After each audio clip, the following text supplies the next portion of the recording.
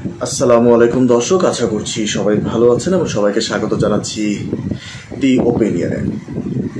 খুবই গুরুত্বপূর্ণ একটি বিষয় নিয়ে আজকে আমি এসছি কথা বলবো আপনাদের সামনে, এবং আমি আমার মতামতের জায়গাটা তুলে ধরবো, সাথে সাথে করণীয়টাও আমি আপনাদের সাথে কথা বলবো।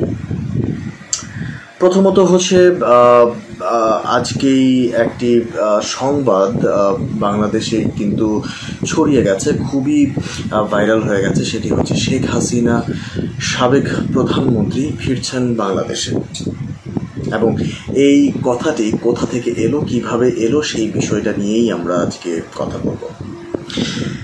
ভারতের খুবই প্রথম সারির একটি পত্রিকা, অনলাইন পত্রিকা, তার অনলাইন ভার্সনে দি প্রিন্ট, সেখানে আজকে মুখ খুলেছেন সাবেক প্রধানমন্ত্রী শেখ হাসিনা। 5 আগস্টের পর আজ অগাস্টের 11 তারিখ, এবং আজকেই কিন্তু তিনি মুখ খুলেনি, প্রথমবার তিনি গণমাধ্যমে মুখ খুললেন। যদি সেই রিপোর্টটি আমরা একটু দেখি, তো সেই রিপোর্টটিতে যা বলা হচ্ছে, প্রধানমন্ত্রী বলেছেন যে তিনি আর এই রক্ত দেখতে পাচ্ছিলেন না, যার কারণে তিনি শেষ পর্যন্ত নিজে হেরে গেছেন, এবং নিজে হেরে যেয়ে তিনি পদত্যাগ করেছেন। এটি হচ্ছে ওনার ভাষ্য। এবং উনি ওখানে আরও একটি কথা বলেছেন যে এখানে সরাসরি উনি আমেরিকাকে দোষারোপ করেছেন, এবং বলেছেন যে আমেরিকার কারণেই কিন্তু আজকে ওনার এই পদত্যাগ, এবং আমেরিকার কারণেই উনি ক্ষমতাচ্যুত হলেন। পাশাপাশি তিনি এটিও বলেছেন যে যদি আমেরিকাকে সেন্ট মার্টিন দিয়ে দেওয়া হতো, তবে কিন্তু উনি ক্ষমতায় থাকতে পারতেন। এবং উনি এটি খুবই গুরুত্বপূর্ণ তথ্য আমাদেরকে দেখতে হবে। ওই রিপোর্টটিতে উনি খুবই গুরুত্বপূর্ণ একটি কথা বলেছেন যে 5 জানুয়ারির নির্বাচনের আগে, আমাদের নির্বাচনের আগে একজন হোয়াইট ম্যান, মানে সাদা চামড়ার কেউ একজন ওনার কাছে গেছেন। উনি অবশ্য নাম মেনশন করেননি, এবং উনি কেউ একজন ওনার কাছে গেছেন, এবং সেখানে তিনি বলেছেন যে আপনি স্মুথ একটা ক্ষমতা পেতে পারেন, এবং স্মুথলি আপনি আপনার ক্ষমতা, আপনার রেজিম আপনি চালিয়ে নিতে পারেন, যদি আপনি আমাদের শর্ততে রাজি হন। তো সাবেক প্রধানমন্ত্রী শেখ হাসিনার বক্তব্য হচ্ছে তিনি তার প্রপোজালে রাজি হননি, তিনি তার অফারটি লুফে নেননি, যার কারণে আজকে তার এই দুর্দশা। এবং তিনি এই রিপোর্টটিতে জোরালোভাবে এবং খুবই শক্তভাবে উনি বলেছেন যে উনি ফিরছেন বাংলাদেশে, উনি জনগণের কাছে ফিরবেন। এটি হচ্ছে ওনার কথা। এবং এই রিপোর্টটি যদি ভারতের গণমাধ্যম, ভারতের একটি প্রথম সারির পত্রিকা, যেহেতু প্রিন্টের কথা যদি সত্যিই হয়ে থাকে, তবে আমার প্রশ্ন হচ্ছে সাবেক প্রধানমন্ত্রী কি ফিরছেন বাংলাদেশে?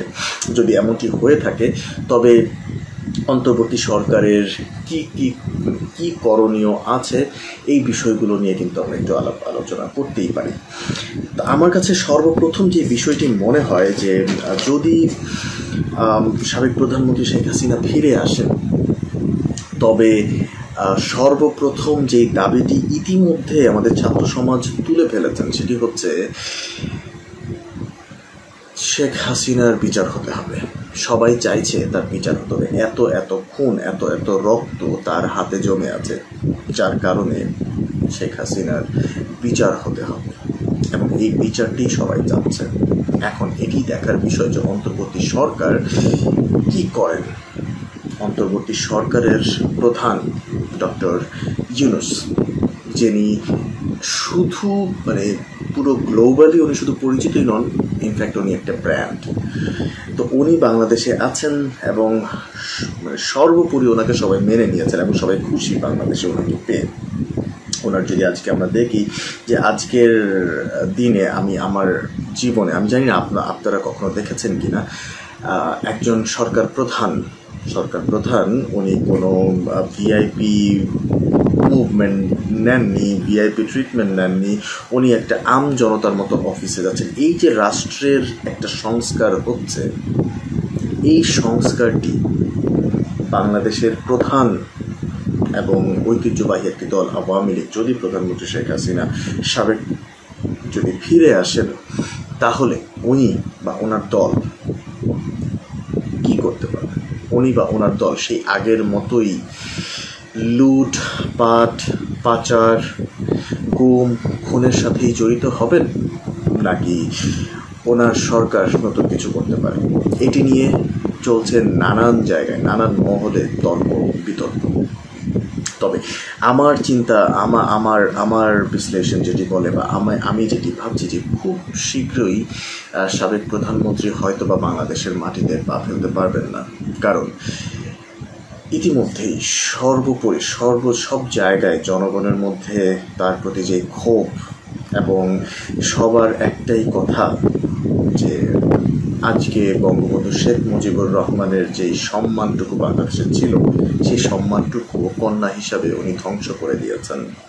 এবং ওনার কারণেই আজকে ওনার বাবারও এত অসম্মান সইতে হইল। ওনার বাবার নামটিও উনি মুছে ফেললেন।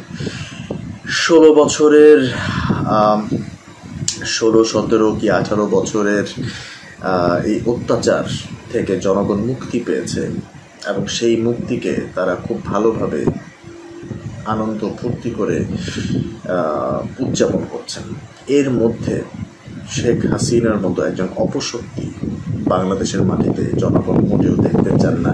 এইরকমই কানা ঘোষা চলছে সব জায়গায়। তবে আমার বক্তব্য হচ্ছে উনি বাংলাদেশের মাটিতে ফিরতেই পারেন। এখন এখানে করণীয় কি হতে পারে? এখানে ডক্টর ইউনূসের যে বিষয় যে যা করণীয় থাকতে পারে সেটি হচ্ছে উনি খুব দ্রুত ভারতের সাথে একটি আলোচনায় বসতে পারেন।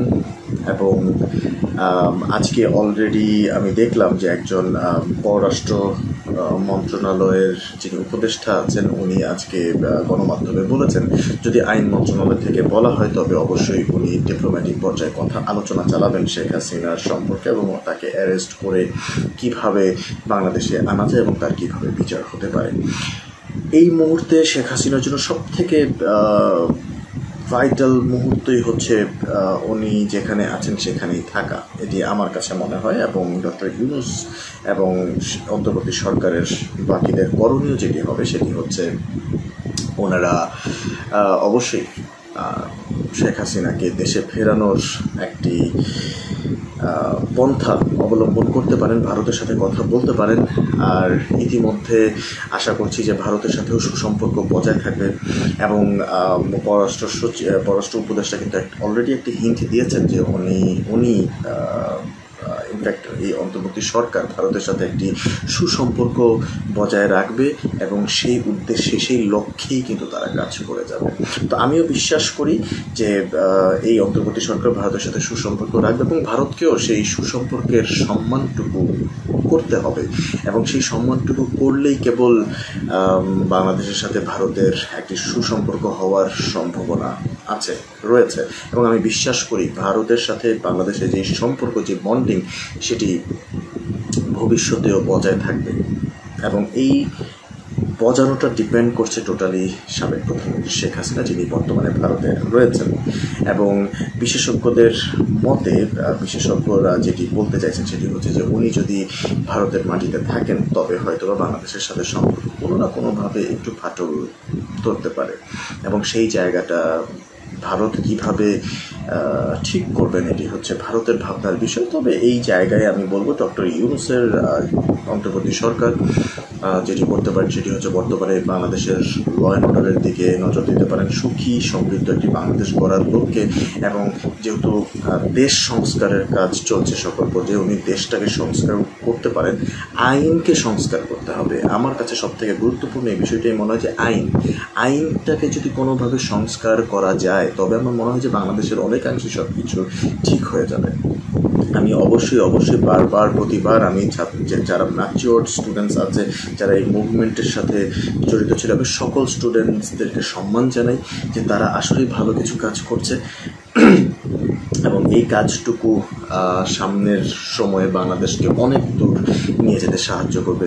বাংলাদেশ বর্তমানে নর্মাল হওয়ার পথে আছে, স্বাভাবিক স্বাভাবিক হওয়ার পথে। আপনার স্টক মার্কেট বুম করছে, ভালো করছে, এবং কোথাও কোনো সিন্ডিকেট নেই, চাঁদাবাজি নেই, সব কিছু আস্তে আস্তে আস্তে আস্তে স্বাভাবিক পর্যায়ে যাচ্ছে বাংলাদেশের। এবং আশা করছি ডক্টর ইউনূসের সরকার ভালো কিছুই করবে, এবং ওনার করণীয় হচ্ছে এটি যে কিভাবে সব জনগণের কথা শোনা যায়, জনগণকে কিভাবে সুখী রাখা যায়, জনগণের কথা কিভাবে, জনগণের ইচ্ছাটাকে কিভাবে প্রতিফলন করানো যায়। ধন্যবাদ।